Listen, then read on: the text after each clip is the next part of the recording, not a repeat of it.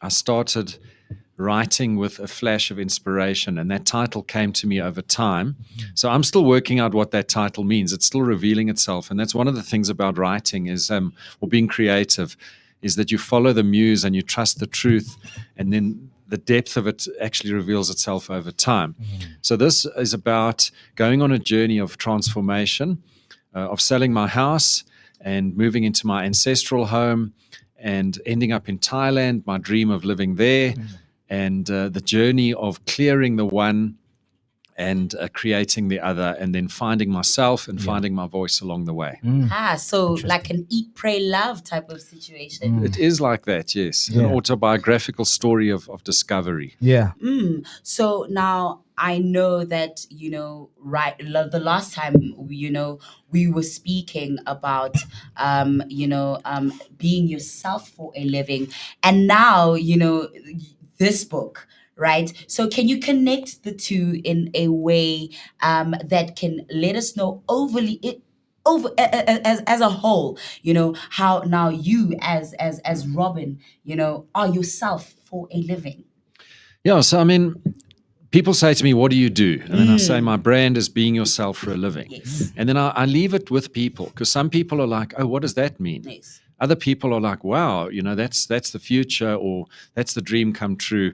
And everyone's at a different place. And but what that does is it gives me room to move. My insights books that we talked about last week are loose gatherings of insights into life, into business, into creativity, and there's space in there to move. It's not just the same thing over and over again. So this book is a certain era in my life that has being yourself for a living at the core of it. Okay. So some of my books are kind of flashes of insight and recommendation or advice. Yes. This is my personal journey. Wow. And, so that it came out last year, and that was sort of 28 years into my business. Yeah. So I'm known for having my voice. Yeah. I'm known for being myself. But so many years into the journey, I'm still discovering who I am on a deeper level, and there's more meaning coming through. So it's about going deeper into who you are, and then just telling the story where you're at, because being yourself for a living happens wherever you're at the time. So now talk to us, man, into who is this book for? It's for everybody. I say that with hesitation because, Okay. From a business point of view, they say, don't say your stuff's for everybody. Yes. Yeah. But my stuff is literally for everybody. Even my insights books, I say to people, they're for readers and non-readers. I often have people say to me, oh, I don't read, I haven't read a book since I was 16. And then I say, just try this, read the first chapter or the first two. And then they come back to me a month later. That's the first book I've read since I was 16.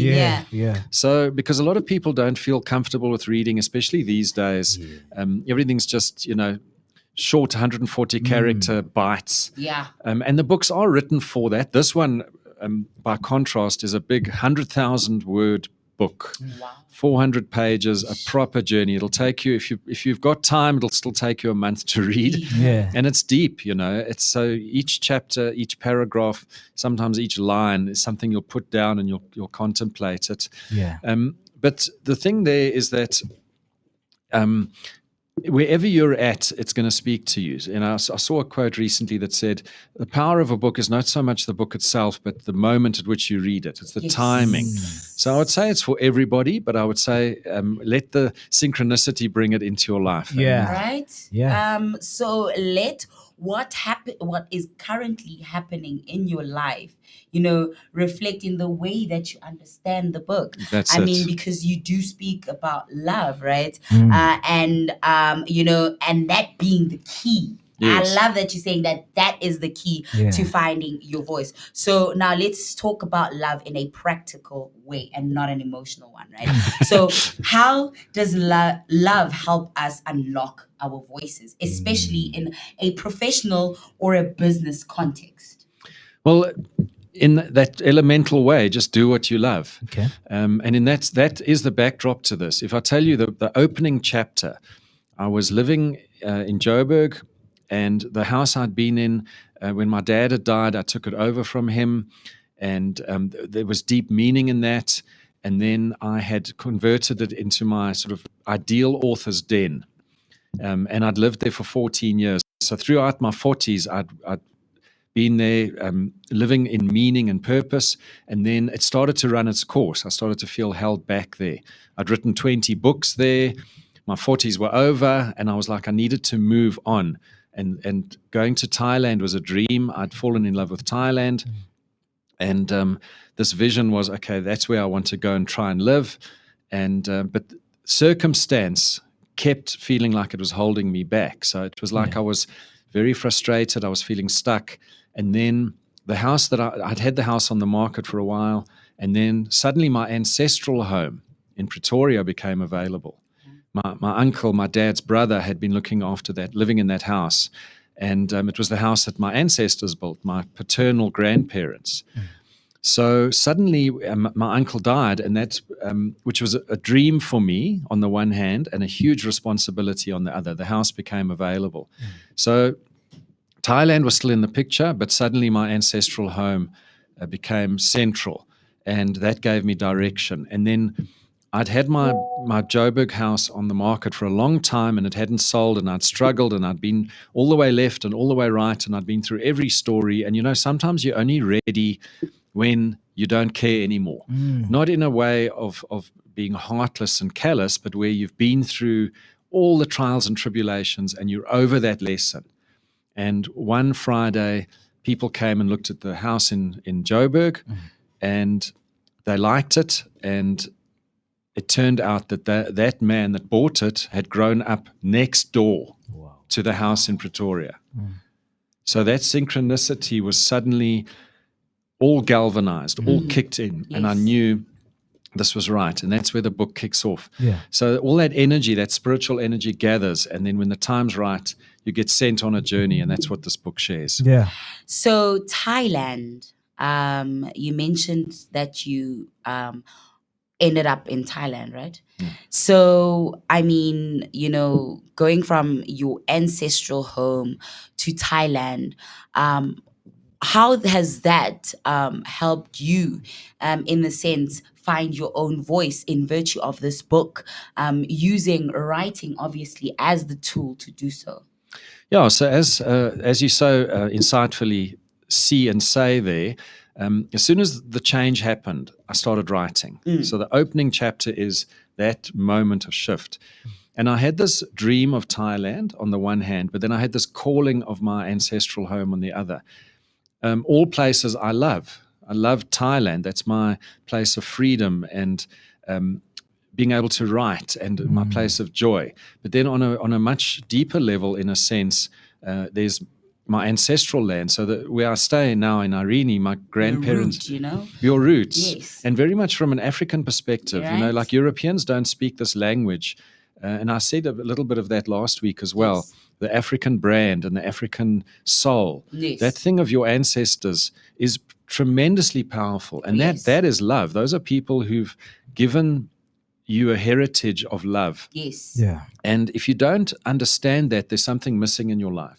And if you do, you become enriched. And that alignment with your ancestors, whether living or deceased, is central to your well-being and to your success. Yes. So, for example, my grandfather, who was R. Wheeler, Richard Wheeler, Yes. I'm R. Wheeler.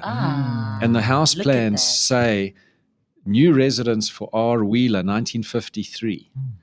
And 70 years later, R. Wheeler Yeah. came, and so that full circle was there. And the journey of writing was so central to that because my grandfather was an engineer on the railways, but he wanted to be a writer. And only at the age of 56, which is what I am now, he was about to retire and he started writing.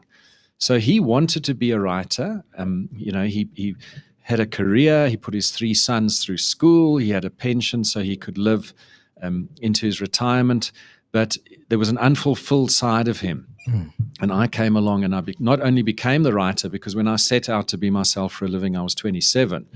So I realized I needed to A, go for it, and B, go all the way with it. It wasn't like a half-mast thing. Okay, I'll stick around for 5 more years and see. It was like, this is my purpose, let me do it. And I got meaning and direction from looking at my ancestors. So my gran was a teacher, and the area I'm from now in Irene, she taught at the primary school there. She taught all the people who are now the elders there. So it was returning to my roots. What I do is teaching, what I do is writing, and all of those answers are built into each of our lives if you've got the awareness and the readiness to look into it. Yes. And to me, there's no tool stronger than writing to bring that out. Very powerful, very powerful.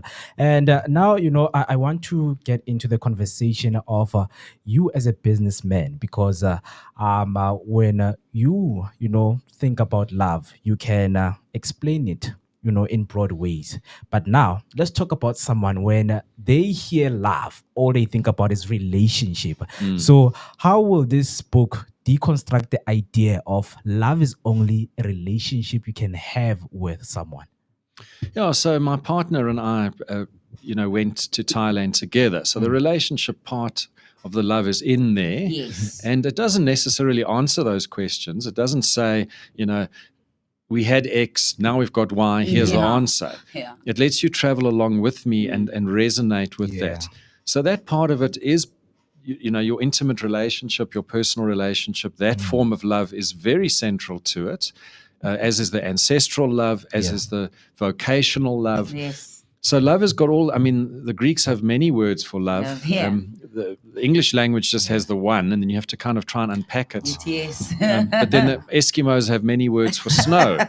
We just have one word for snow. In fact, in South Africa, you probably don't even think of snow. No, yeah, true. So that thing of what is love actually, and ultimately we are love. We are in our very essence. The whole of life is love. And as you get to know yourself, you come closer to your core, to your true essence. So it's a journey inwards to yourself, and then in the different forms, a journey of expression and connection. Wonderful, wonderful. Right there on YouTube, I have Hector Takalane saying, hashtag, if it's nice, we rock it twice. Yes. Welcome back again, Mr. Bob. I love that. Thanks, Hector. With a conversation that you can have with an author, because a lot of people, they struggle with grabbing a book, and start reading. How important it is to connect with your audience, physically. Maybe you are having a book launch and you're speaking to someone who sees the title and they don't know where to start. What is the importance of going through and just letting them know the contents they're going to find inside the book? Yeah, so writing itself is it's a vocation. It's a labor of love. You do it for love. You may do it for strategic purposes. If you're thinking more in business, you might write your book specifically to build your brand, specifically to express your teaching, and specifically to promote your other business ventures. And that's a big part of it. But if you're an artist, it's different. You tend then to just follow the muse and your inner voice. And that then takes you where you need to go, and where everyone needs to go. So in terms of then, I say to people, the book business, because even if somebody else publishes you, or if you publish yourself, it's more or less the same. The book business has 4 major sections, and they're more or less sequential. First is writing the book. Second is publishing the book. Third is distributing the book. And fourth is marketing the book. So what you were asking me there, Mo, is about the marketing side of it. So once the book's written, which I always say to people should be in your authentic voice, because if you're not doing that, it's not... Even if you're lost at sea, if you express yourself authentically, that will work. It will resonate with people. If you're trying to be too strategic, that comes across and it looks like it's conjured or it's manufactured. So always follow the artist within. You can always edit that into shape. Sure, it's good to have a strategic direction, what you're trying to achieve with it. But when you get to that point of then the book coming out and it's available in the shops, and you now need to promote it, you're now connecting with people like we are today in a very different way. And the author's job is to do all of that. So I mean, we know from our conversation about being yourself for a living that, you do deal with businesses where, with your retail vision book, you involve them in a writing That's process right. Fully booked is the process. It's yeah, called. a fully booked. I love it. Can you take us through that process, like how that happens, and how you come up with that, and then gets put into a book? With pleasure. So, I mean, when I first put out my first book, it was in 1999. And a few years before that, I started out in 96 with this Being Yourself for a Living vision. Although I didn't have the words for it yet. It was a feeling, it was a direction, it was a vision, also very much informed by my ancestry. Yes. And my background, psychology, corporate human resources. And I set out, and then that byline came to me, Being Yourself for a Living. And then people started saying to me, oh, you should write a book about that. And I was like, okay. And it took 2 or 3 years. I'd been writing for the media, and I actually went through a pressure patch, and I suddenly realized it was creativity coming through. So I sat down and wrote this book. And then I realized, okay, I need to publish it myself. I did look at other publishers, but the more I did that, I realized that in keeping with the Being Yourself for a Living spirit, it made sense that I would put it out on my own dignity, my own integrity. So I actually learned the publishing industry, those 4 steps of it, by doing it. Like literally when it came out, going into the bookshops and selling it myself to the shops. And so that journey of becoming an author transformed me. And then with that book coming out, it was a very powerful manifesto for my vision, for my own brand, and also then as a marketing tool. So over the years, working with all sorts of companies, every industry out there, I started to realize that generic journey of writing a book is truly powerful. And if I could facilitate an organization to go through the same journey, you come in at the beginning as X or A, you come out as B, and you've transformed, an organization has transformed. So facilitating, instead of everyone writing a whole book, everyone writing a chapter of a book that is orchestrated into that organization's success story, and then that becomes their marketing tool, their news making book that comes out that changes the industry. Because I focus not on a sponsored book that looks at itself and says, hey, look how good we are. Here's our brand. It's about, what have we got to teach the world? What will make people buy this book because of the value in there? So every contributor is charged with the challenge of growing. Firstly, teaching their teaching. Second, improving their writing. And then third, teaching what that journey of transformation has brought them. And so when that book comes out, that is truly powerful. So it's it's reinventing the management consulting industry. It's reinventing publishing. It's a real innovation, and it takes everyone on that journey with me. Very interesting, man. A very interesting conversation that we're having right here with Mr. Robin Willer. If you have any question, do make sure that you use the hashtag Vuga Breakfast Show and comment down below on YouTube or Facebook. Right? Yeah, so still on that conversation about business and businesses, because I mean, it's a Money Monday, motivation a Monday, and of course we're also talking business here on the Vuga Breakfast Show. So in your opinion, do most businesses operate out of love? And if not, how can businesses operate out of love? For example, use Vuga as an example. Well, I'd say, starting from that second question, Vuga does clearly operate from love. I love that. And that's the future. That's where we're all heading. So you guys are on it. And I was really, really moved and impressed to be included and involved last time. It really had a great impact on me. And when I shared all the stuff that you guys have created on social media, there have been fantastic responses. I've even got stuff I want to talk to you about, working on other projects together. So that's what love does, is it brings people together, it creates the future, and the magic comes through. Having said that, most businesses today are distinctly lacking in love. Yeah, they push profits, Profits, and they're Before lacking in anything. humanity. They're exploiting either natural resources or people, labor. Those are the two things that get exploited. And I mean, you might be able to leverage or squeeze productivity out of people in a mechanical way, which was the old thing, but it's not rewarding. It's not meaningful. I love that. So love is the key to finding your organizational voice as well as your individual voice. And it's that alignment of the two that's the future. Yeah. So it's about bringing that out and bringing that humanity out. And I'm telling you, every single human being is brimming with it. Yes. 30 to 45 seconds in, I will have every single human being in that organization on the same page.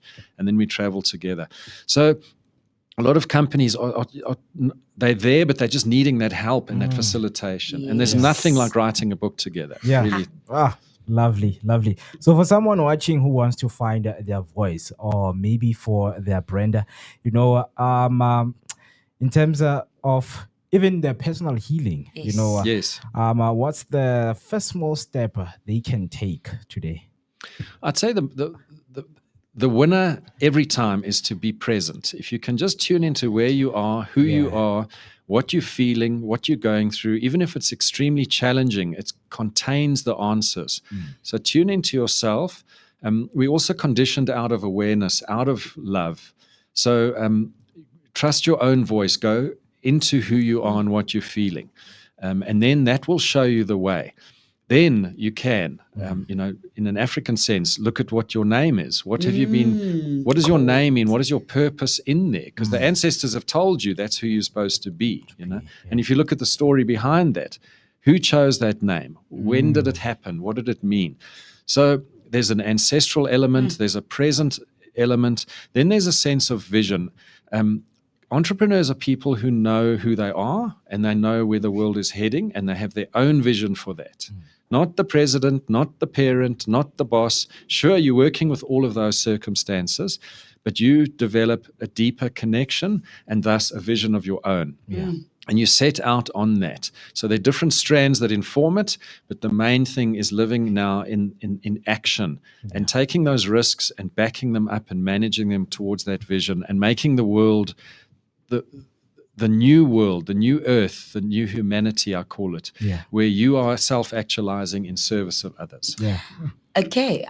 Man, Robin, you always come here and you leave me feeling inspired, and really you take me on this journey of reflection. And I love that because, I am very mindful and intentional about how I live my life. And I mean, essentially how I put myself together and who I am. So right now, we were talking about mothers and Mother's Day and whatnot, and we came to the issue of the mother wound.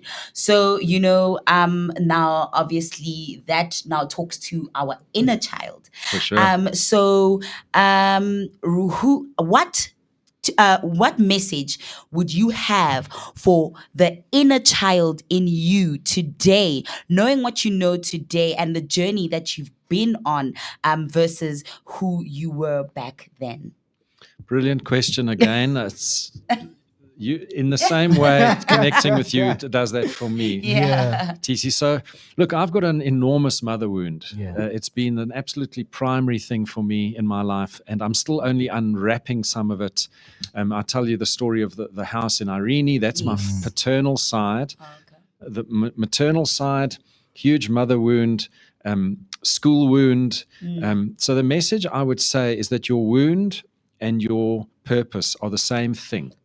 Your pain and your teaching they're the same root, and you have to find a way to heal that wound by being of service to other people. And if you're not doing it consciously, it'll probably happen anyway. You'll find you maybe teaching, or you're in a field of business that has, after our interview today, I'm going to a law firm that I'm helping. Wow. So it'll be maybe a very technical or a particular profession, but you'll find every single human being there is aligned with that, because it gives them a chance to heal, to express themselves, and to help other people. So there's law, helping people. Yes.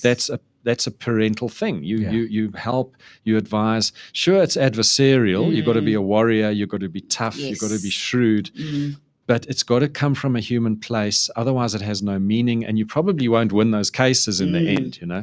So that journey, whichever profession you're in, is about healing those wounds on the move and being of service to people. And you can't compare that with just an alienated sort of job where you fit in.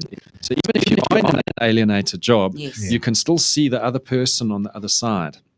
Connect with that. And as you're saying there, TC, you're always mindful. You're always going inwards. Yes. And that connection there will show you the way. Yeah. Very, very interesting.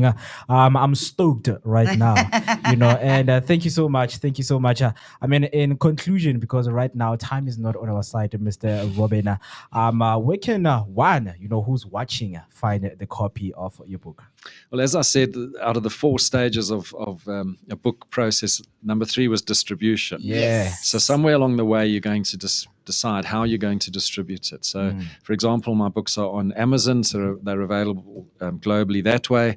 And then there's a website, a retail website here called Direct. You can get it that way in South Africa. Just go on to . And then all the bookshops. It's in the South African bookshops. Man, Robin Wheeler, thank you once again, thank you, guys. my kind sir, for leading this insightful conversation, and this time with love, and reminding us that the loudest voice isn't always just the most powerful one, but the most honest one, and the one that leads from a place of love. If you're watching this and you've been searching, for your voice in your life, in your work, or for your purpose, just remember, love is the key, and not fear, not perfection, but just pure, unadulterated love. So Robin's book is more than just a read. It's a reflection. And if you're ready to unlock the next chapter to your life, of course, that might just be where you need to start. So thank you so much, thank you Robin guys so Wheeler, much. for reminding us on this Mindful Motivation Monday Such a that pleasure. love is the key. And here at Vuga Breakfast Show, like you said, we do everything that we do out of love. And of course, it's going to reflect in the way that we bring you people like the beautiful and amazing Robin, who will always share insightful and meaningful conversations with you there at home that will always give you a productive and energetic dose to your day. Of course, man. Sibonga isikhathi sakho. Sizokhuluma. Hey. Yay!